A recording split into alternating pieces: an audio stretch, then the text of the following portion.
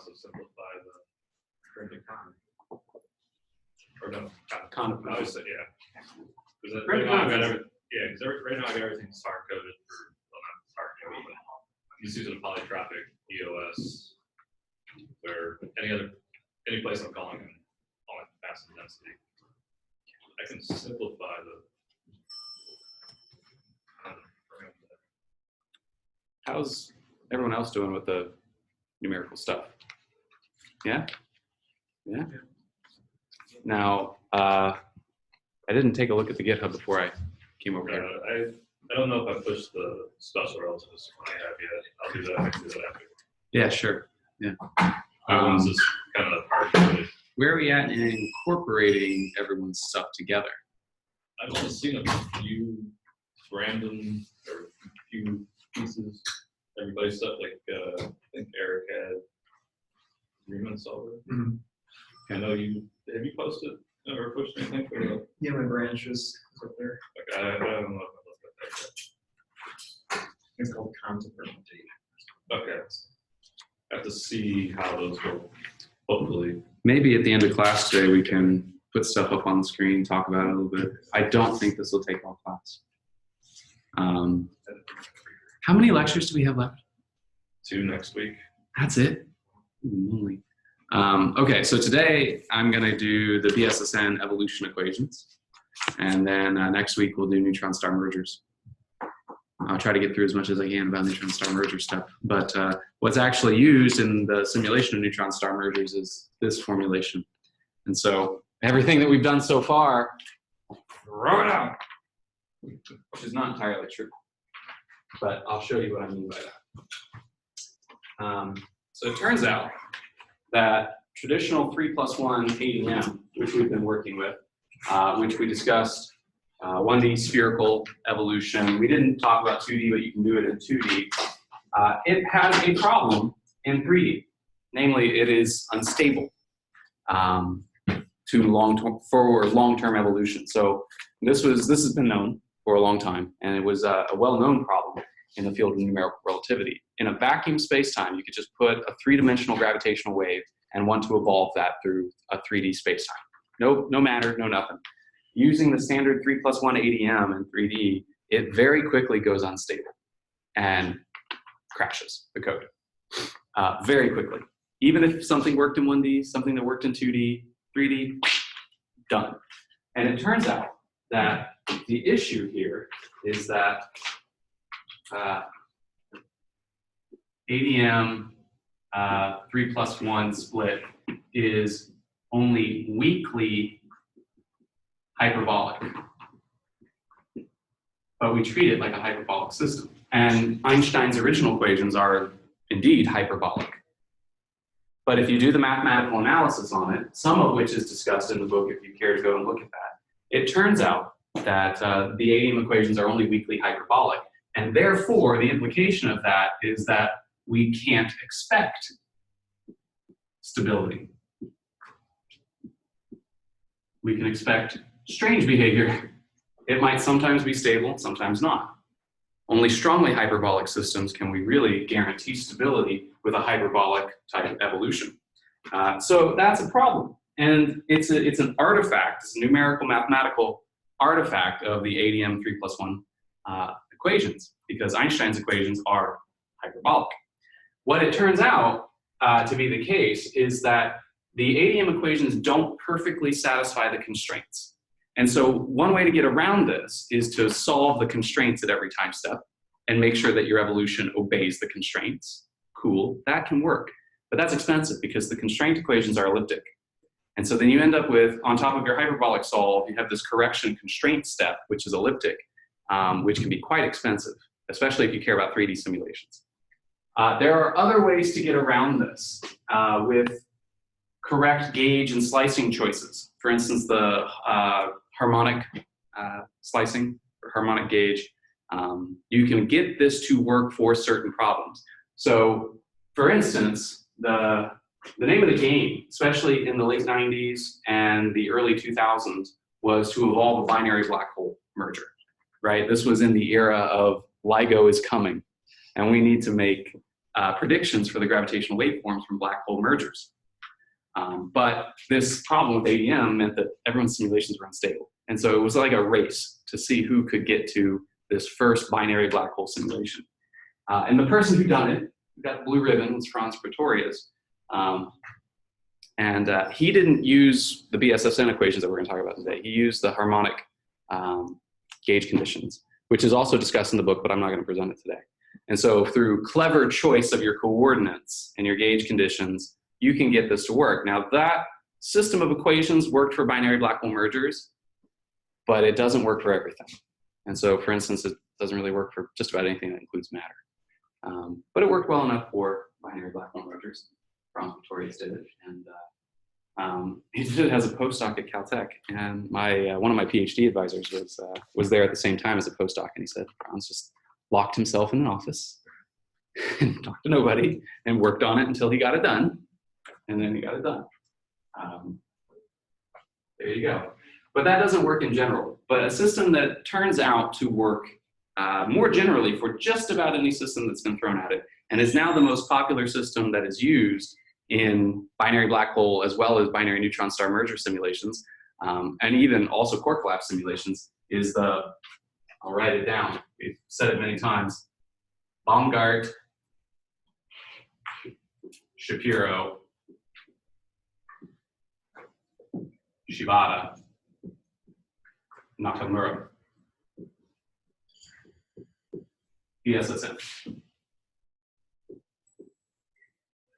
Now it seems a bit unfair to me because Shibata and Nakamura came out in 1995.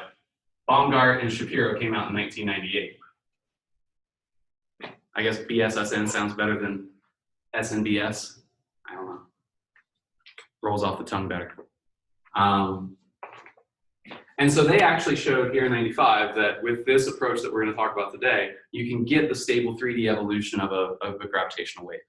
Baumgart and Shapiro did the same thing, and in fewer words showed kind of why that is, and talked about why that is, and presented a somewhat more general system, which I think, is more in line with the formulation and formalism that we've been using so far in the book. So most of what I'm going to talk about today is going to be following Baumgart Shapiro. Obviously, that's our textbook, but I actually found the textbook, as part on this, somewhat ironically, to not be that didactic and to be a bit confusing. I actually think there was mistakes in the equation references. They were referencing the wrong equations, if you read it. And so I actually wrote my notes based on the original papers. And so it's a little bit more verbose, actually, than in the textbook. So hopefully easier to follow. We'll see. But this is the system that we're going to talk about today. Okay, and the basic idea here is what you do, why does this work, is that you add some evolution. You evolve a conformal factor and the trace of the extrinsic curvature separately. So you separate these things apart, which is not true in the ADM formalism, okay?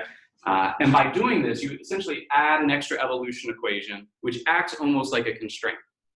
And indeed, Baumgart and Shapiro discuss how this is intimately tied up in the constraint, because the derivation of this new evolution equations that you add to the system comes from the constraint equations.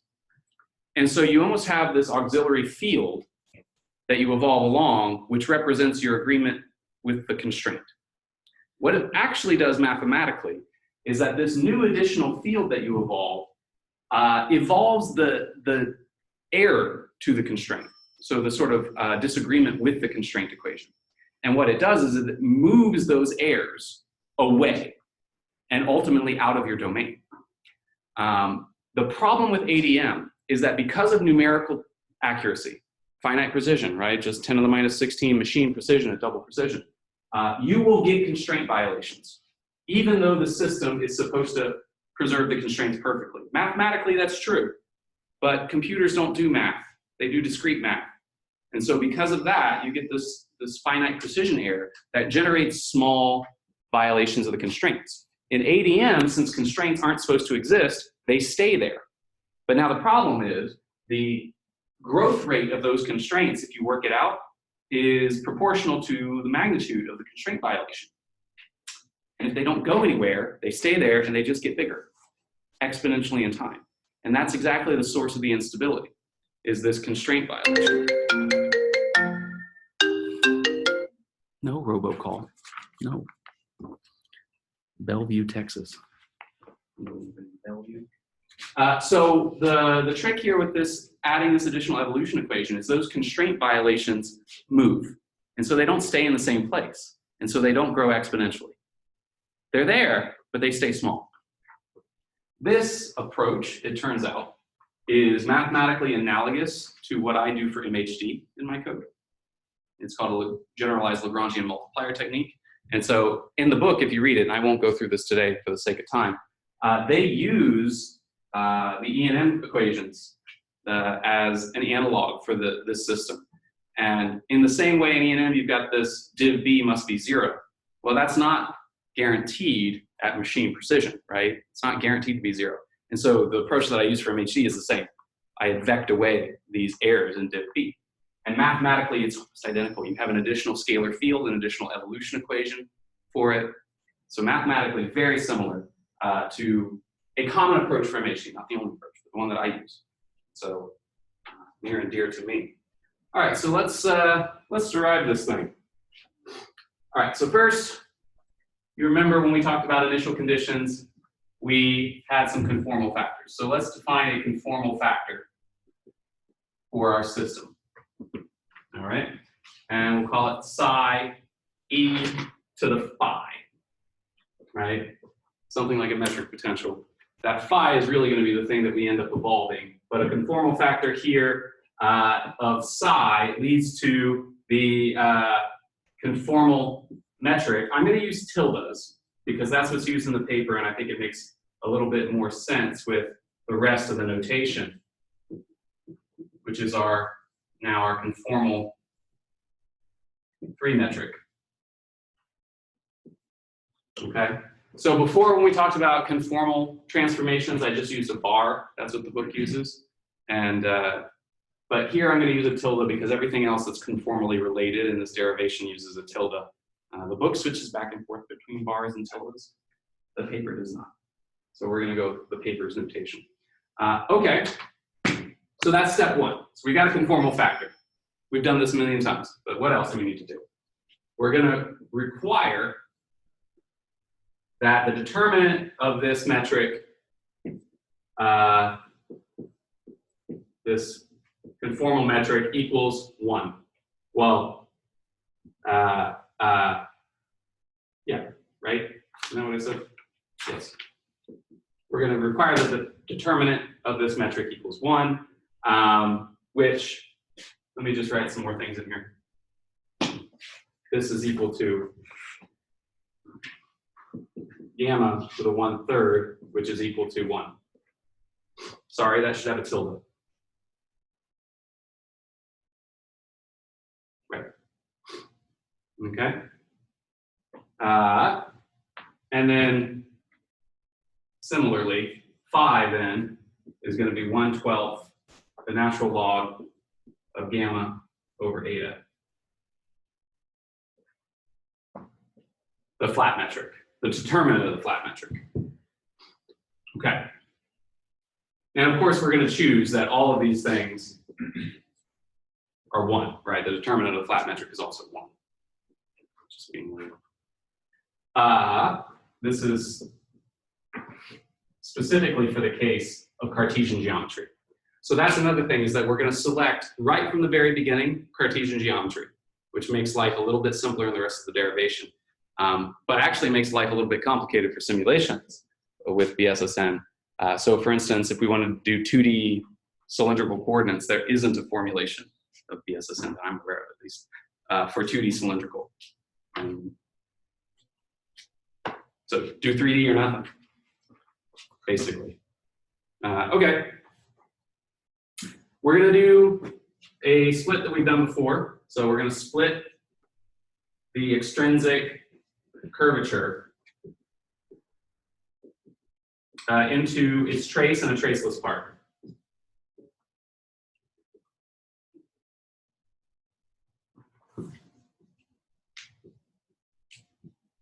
We've done this a few times.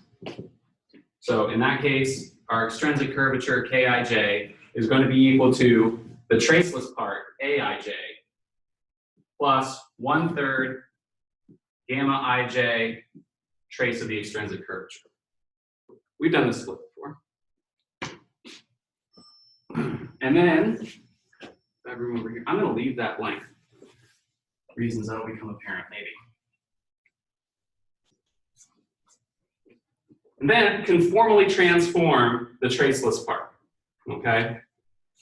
Where you remember to take the trace, just to remind you, so that this is somewhat self-contained, the trace is gamma ij kij. Right? Now conformally transform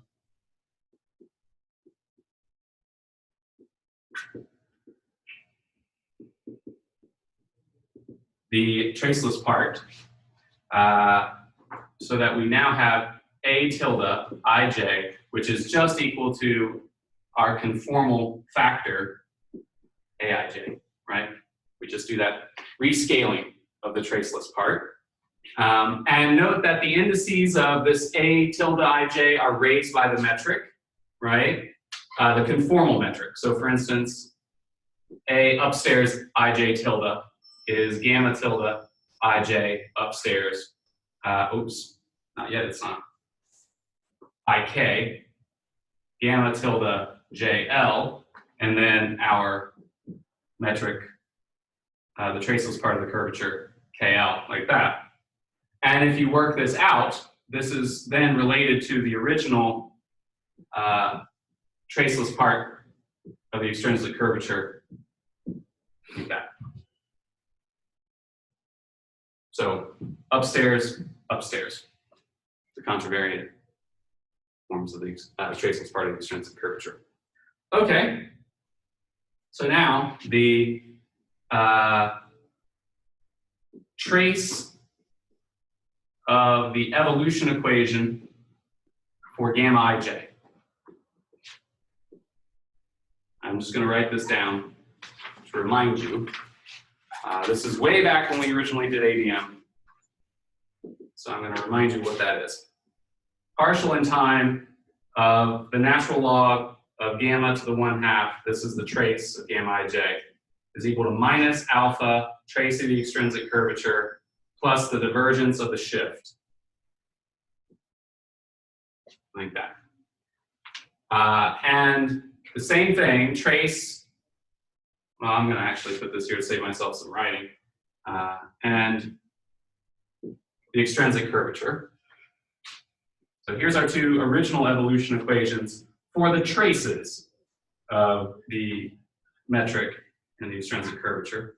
So Laplace plus alpha, Kij, K upstairs ij, plus 4 pi, we've got some matter, rho plus S, the stress, plus shift vector beta I, gradient of the trace of the extrinsic curvature. Like that. So there's our two evolution equations. Now, if we take these two equations and we substitute in our scalings for this conformal transformation that we've got from here, we'll end up with two equations that are evolution equations instead for phi and then for k, but now in terms of this conformal transformation. And so doing that gives us the following, both of which are important. This is just some algebra. You start from these equations, you substitute in these substitutions that we've made in our conformal transformation and end up with two evolution equations. First one being, over here, d by t of phi is equal to minus 1/6 alpha k plus beta I partial I of phi plus 1/6 partial I beta I, divergence of the shift vector. So that's the first equation. The next one then for the extrinsic curvature, trace of the extrinsic curvature, is minus gamma upstairs ij times spatial derivative j, spatial derivative I of the lapse, plus the lapse all times alpha, or a tilde ij, a tilde upstairs ij, so the inner product of that, plus 1/3 the trace of the extrinsic curvature squared, close parentheses, plus 4 pi lapse times some matter stuff, rest, mass energy density, plus the stress scalar, plus beta upstairs I, di of k. So you can basically see where that substitution came in to change these equations. Pretty straightforward. Okay. So in the above, we use the Hamiltonian constraint to eliminate the Ricci scalar. So the Hamiltonian constraint, I'm going to leave that over there because I'm going to leave those equations up on the board because we're going to write down our entire system of equations over there and I want to stay up on the board. I used the Hamiltonian constraint, just to remind you what that is. R plus k squared is, minus kij, inner product, is equal to 16 pi rho. Use this to eliminate the Ricci scalar, which comes in to those equations, so that we express it just in terms of the extrinsic curvatures. Okay.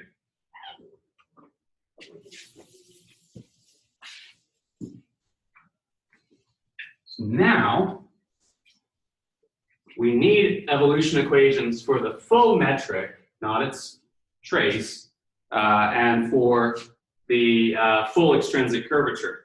So we need to start from the full evolution equations. I'll just write those down.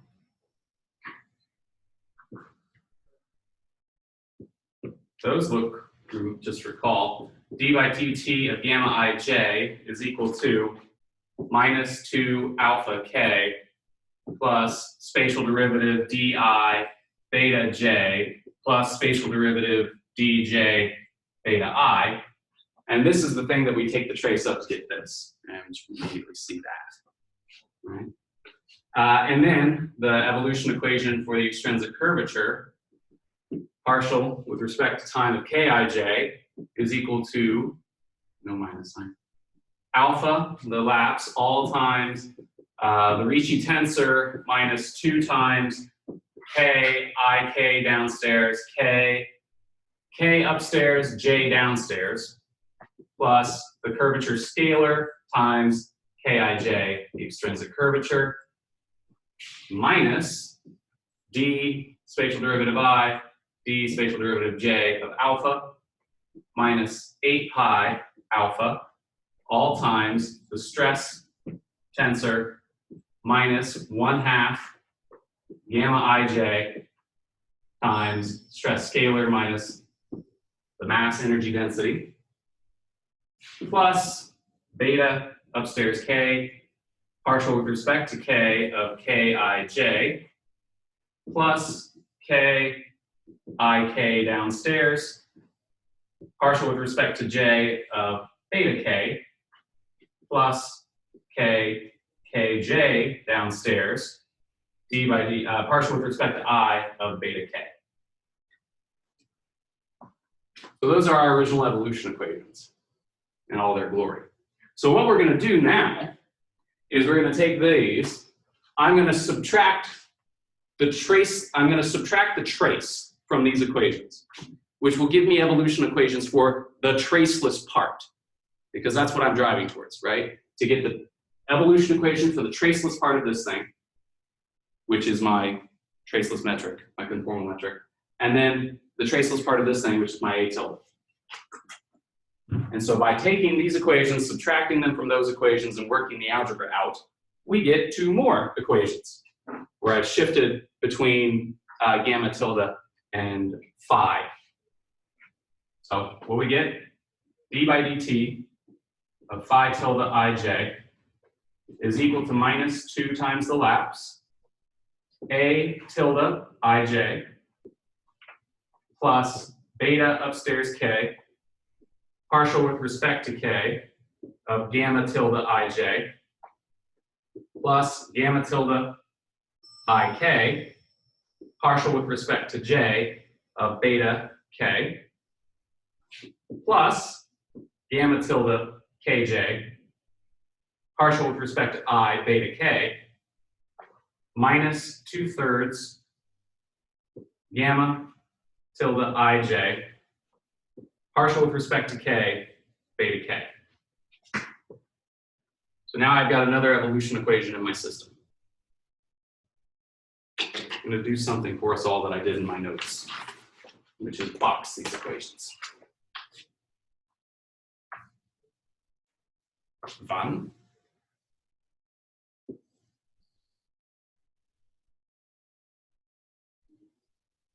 Two. And then 3. That. So 3 equations now. And then subtracting this one from this one gives me a 4th equation. I'm going to run out of space. For the evolution of the traceless part of the extrinsic curvature, which is here, a tilde ij. All right, so here we go. D partial with respect to time of a tilde ij is equal to e to the minus 4 phi all times minus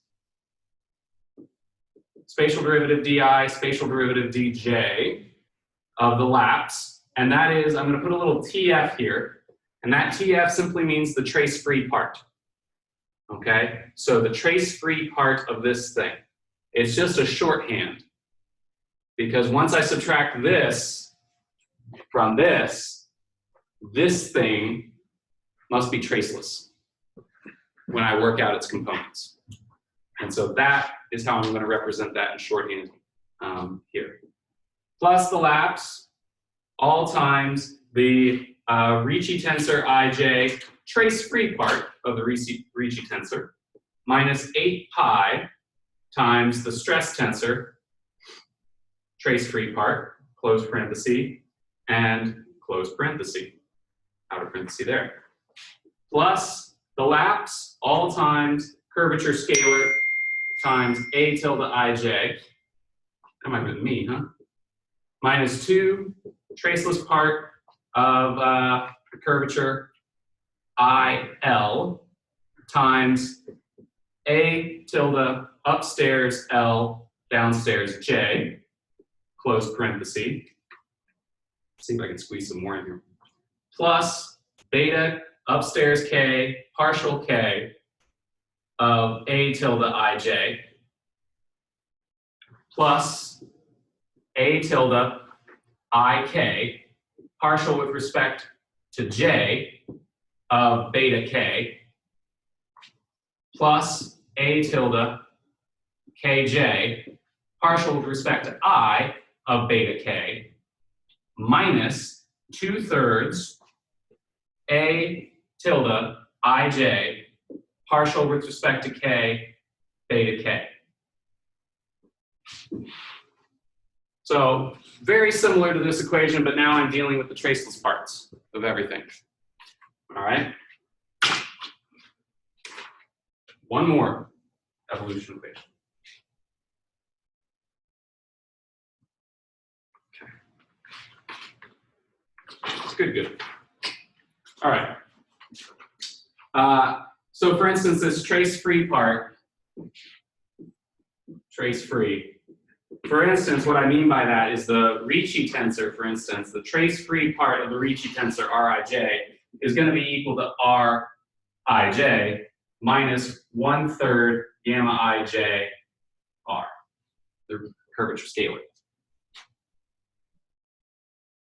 or the Ricci scalar.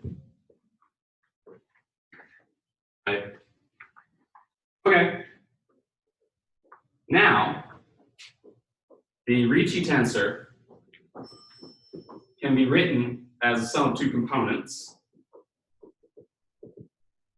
Rij is equal to R tilde ij plus some R phi ij. So I'm going to use this substitution as well. And that R phi ij is equal to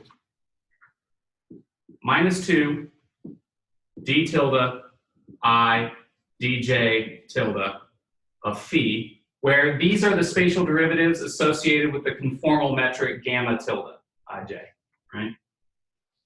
Minus 2 gamma tilde ij times spatial derivative upstairs L dl, so this is sort of a Laplacian, operating on phi, plus 4 times d tilde I phi all times d tilde j phi minus 4 times gamma tilde ij all times d tilde upstairs L operating on phi d tilde downstairs L operating on phi.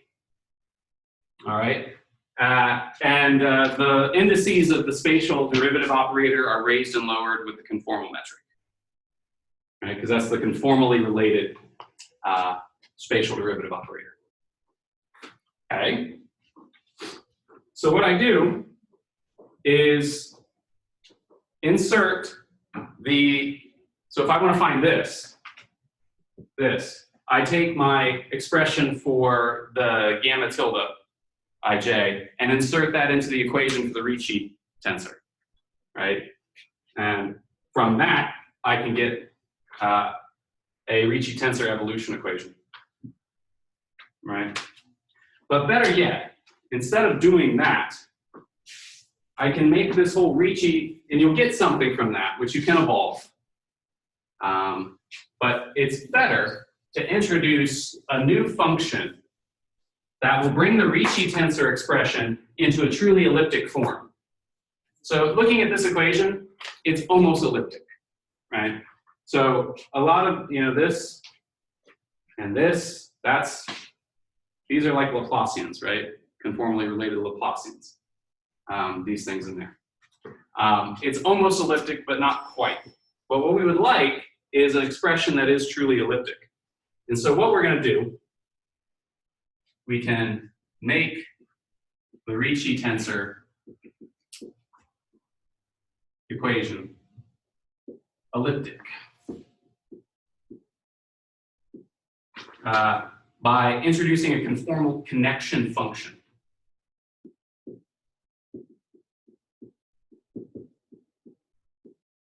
Conformal connection function. And this is the real trick in DSSN. So far, all we've been doing is splitting things into traceless parts and coming up with evolution equations for the traceless parts of these things, right? This is the real trick.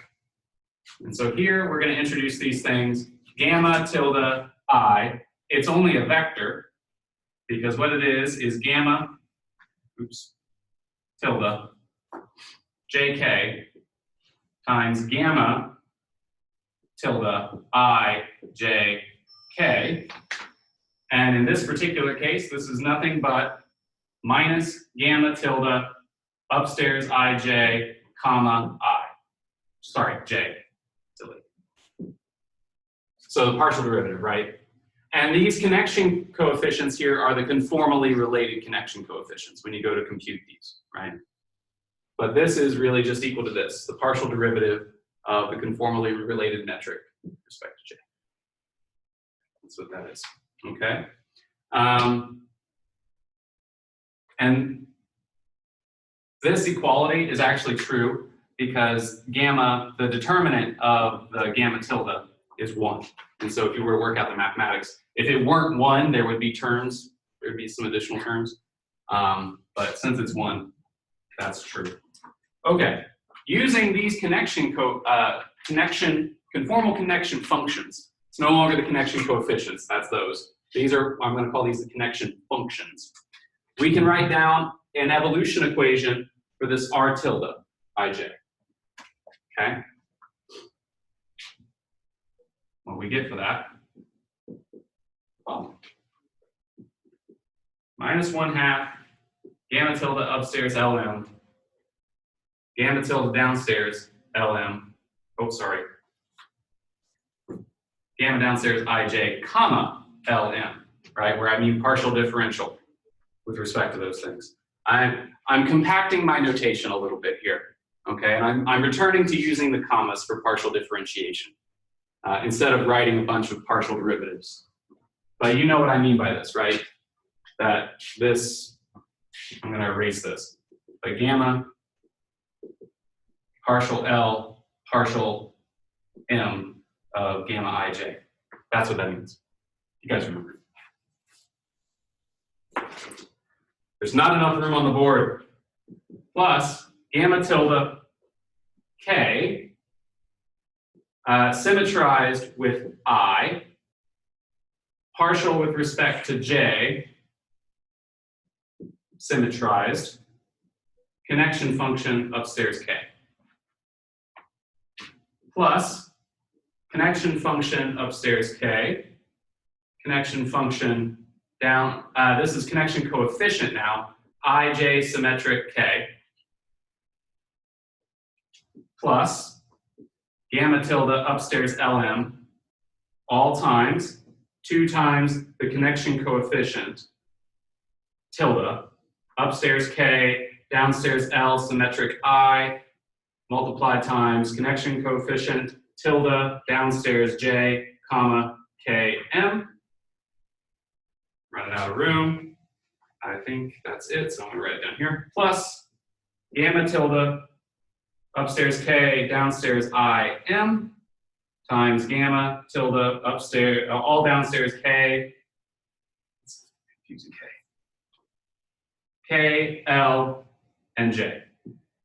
All right, now if I look at this, do I have all of the things in the right places? K's go away there, L and M go away there, that's IJ. K's go away there, that's IJ, that's IJ, it's the K, L's go away there, yeah.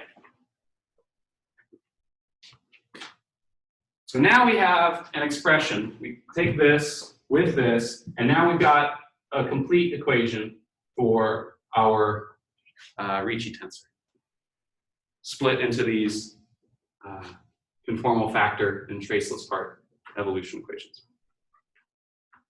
Okay? This thing right here is a Laplace operator acting on the components of gamma tilde ij. And so this is essentially an elliptic equation. Okay? This expression then is an elliptic equation to solve for this. And it turns out also that this expression is diagonally dominated, so long as our metric, our conformal metric, is diagonally dominated, which is common. Right?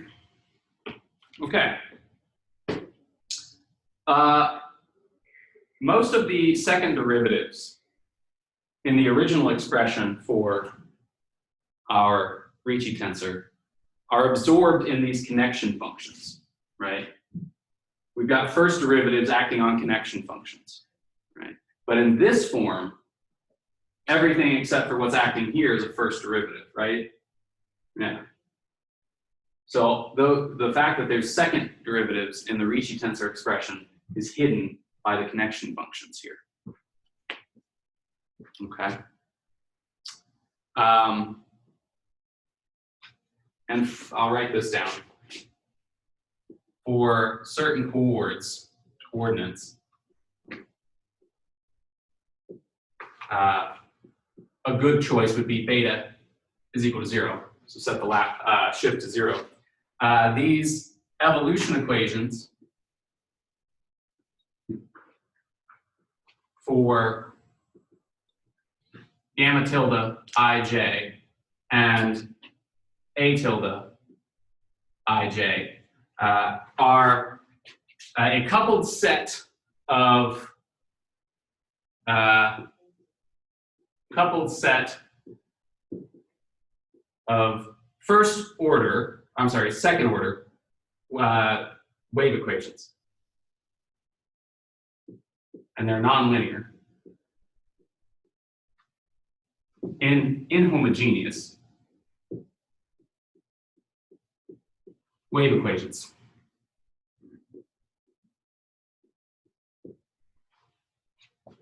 That's actually desirable. That calls back to the Einstein equations, the actual field equations. So if we were to set beta I to 0, we look over here at these equations. They're essentially wave equations. We know how to solve those. We know how to solve those. And so that's good, okay? But we're not done yet. We're not done yet. We need more. Okay. And in those wave equations, things like the trace of the extrinsic curvature, matter terms, as well as these connection functions, which we would need to substitute in because we've got the dependence on the Ricci tensor in here. Those act like source terms in the wave equations, essentially.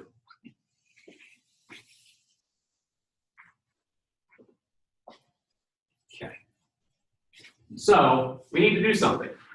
And of course, this is desirable because wave equations are hyperbolic. So we can solve that, right? We've been bending over backwards in so many instances to make this as much hyperbolic as possible for desirable properties. Now, the connection functions are they're pure gauge functions. Meaning, I could choose them. I could make a choice, right? I could set them to essentially whatever I want.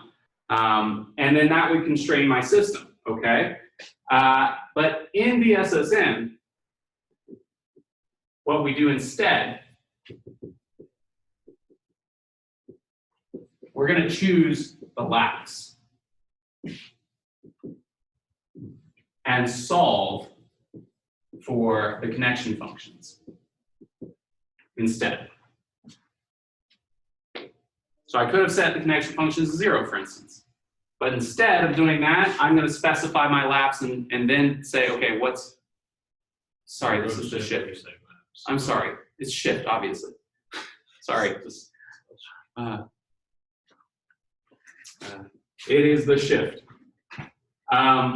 Okay, so in order to get this, what I need to do is come up with an evolution equation then for this connection function.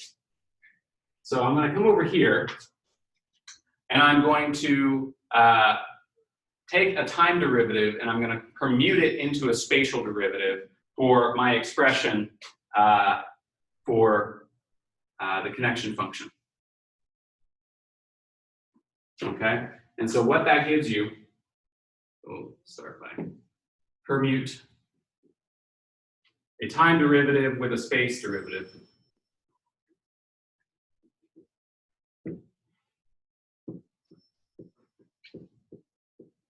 To generate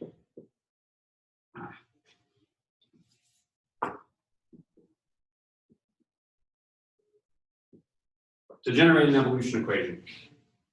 So what that gives me is partial with respect to time of the connection function I is going to be equal to minus partial with respect to j of 2 times the lapse a tilde upstairs ij minus 2 times the conformal metric upstairs m symmetric I with the shift. My indices are getting smaller and smaller as I write in my notes. Symmetric there, comma m. So I'm taking the partial derivative with respect to m of the lapse, and then collapsing that, summing over that m there, and symmetric. And then plus 2/3 gamma tilde ij beta upstairs L comma L. So That's a divergence. Plus beta upstairs L, gamma tilde, ij, comma, L. Close parentheses. Now it turns out, so here I've got an evolution equation for the connection function. Cool. Turns out that numerically, this divergence of the conformally, the traceless part of the extrinsic curvature is problematic. This leads to just purely numerical issues. And so, question? Yeah, can you say where this came from? Yeah, I have to think about it for a second because I didn't write that down in my notes. I was thinking about this just now because it's not obvious where it came from.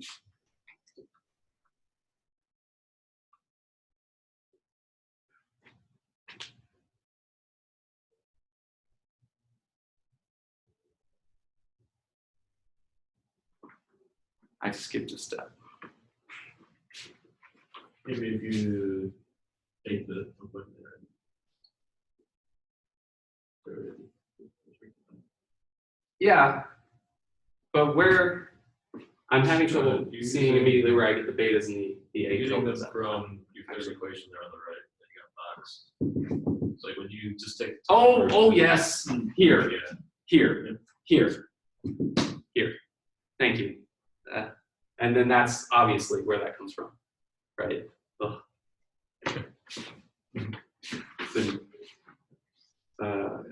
My mind is numb already. That's the term you. That's right, exactly. Yeah, it's exactly right. Do what I was doing when I wrote it down. Okay, and so what we can do to eliminate this is we can use the momentum constraint to eliminate this from this equation. All right, and once we do that, we get the following. All right.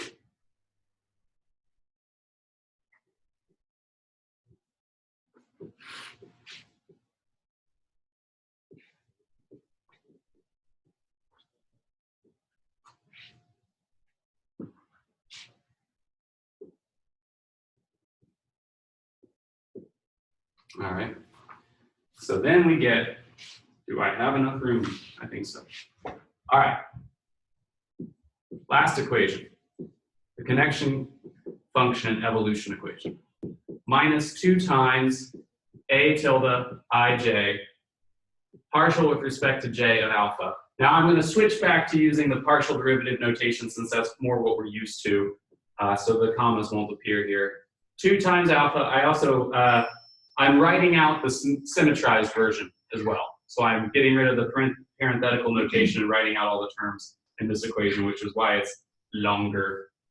All times gamma tilde I, j, k, so connection coefficient, times A tilde upstairs k, j, minus 2/3 of gamma tilde upstairs I, j, partial with respect to j of k, the scalar, minus 8 pi, all times gamma tilde ij, the momentum vector sj, plus 6 times a tilde ij, partial with respect to j of phi, close parenthesis, that parenthesis, and then plus beta upstairs j, partial with respect to j of gamma tilde I, back over here, minus gamma tilde upstairs j, partial with respect to j of beta I, plus 2/3 gamma tilde upstairs I, partial with respect to j, beta j, plus 1/3 gamma tilde li, partial with respect to L, partial with respect to j of beta j. That can't be right. What's that operating on? Oh, it's the second derivative. Oh, yeah, That's fine. It's correct. Gamma Lj upstairs, dj, partial j, partial L, beta I. Okay.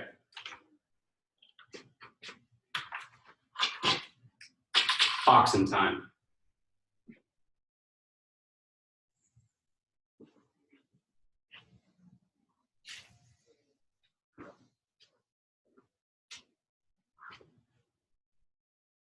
Easy peasy. 1, 2, 3, 4, 5. So then for my space-time, these equations determine the evolution. And in addition to that, what happens in the BSSN system then is that my fundamental variables that I'm actually solving then to determine the space-time are phi, this conformal factor, k, the trace of the extrinsic curvature, of course, the conformally related metric, gamma tilde ij, traceless part of the extrinsic curvature, conformally rescaled, and then finally the conformally related connection functions. Like that. In addition,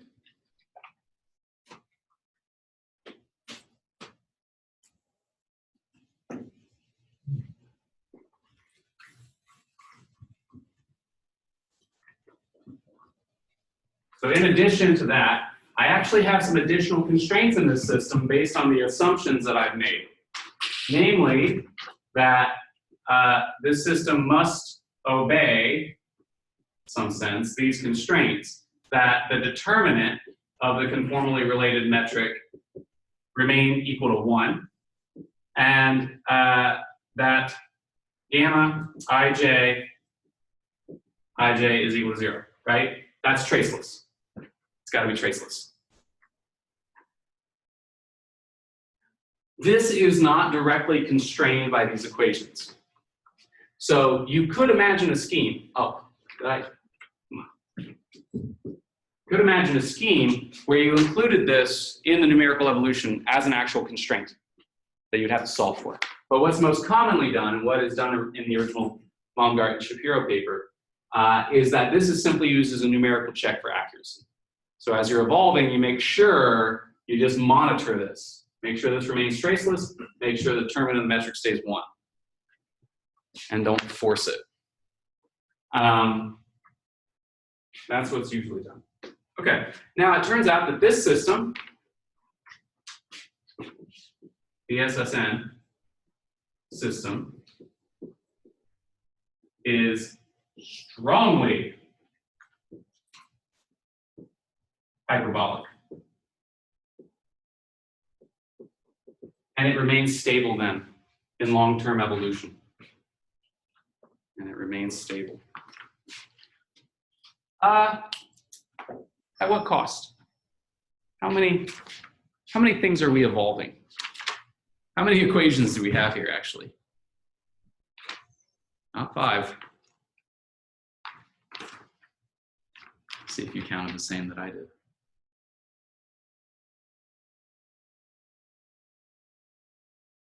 You can't see, can you? I'm anyway. Can you see those, or is the monitor blocking you? It's blocking it, but I wrote it down. To write it. I'm on a roll, I didn't write it down.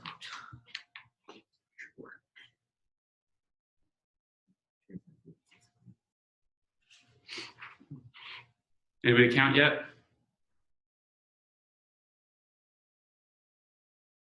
It's not a trick question. I'm not assuming any symmetries. 23. 23.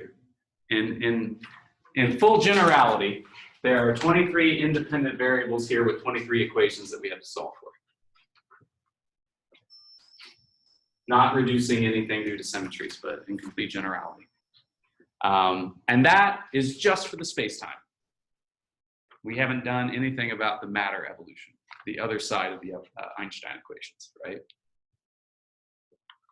And so you add those in, and you're north of 30 equations that have to get solved very quickly, depending on what kind of, if you're going to do MHD or whatever, if you're going to do neutrino transport. I mean, if I count it this way, though, for my neutrino transport, we solve 150 equations. But still, it's a lot. But it's hyperbolic, and it's doable. Since it's a hyperbolic system, you can bring to bear whatever numerical tools are applied to the hyperbolic problems for partial differential equations. In the original version, they did a finite difference with an implicit time integrator, a Crank-Nicolson method. Often what is done is an explicit method, though. Finite difference or finite volume for these kinds of things. Like what we've been talking about for hydro. Now, the cost of that, doing it explicitly, is that your time step is limited by the speed of light. But usually in multi-D problems at large scale, implicit is very expensive. And so explicit turns out to be a win. So that's often what's done. All right, that's BSSN. I didn't do all the algebra, but I wrote it all down.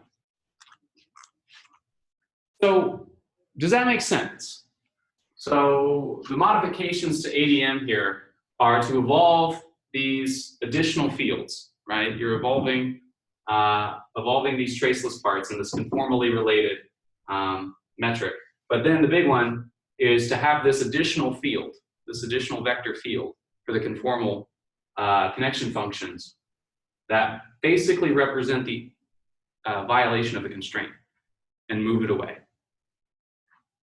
And so why does this system work, I think, is that in these equations, we've used both the Hamiltonian and the momentum constraint to derive them.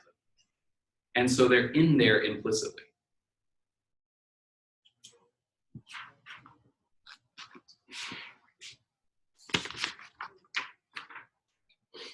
And we avoid having to solve them directly, which would be elliptic. And these are essentially wave equations.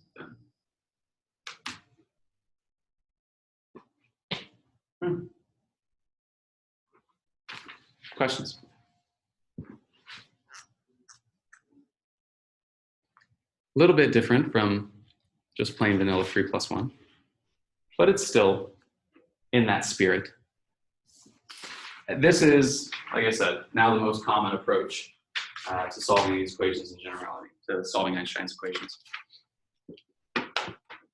How does this formulation compare to necessarily CCZ4 or? Yeah, I don't know. I don't know. It's good uses that. But Yeah. Really. Yeah, I don't know. Trying to figure out what's different about them. Yeah, I can look into it, but I don't know. All right, that one's not.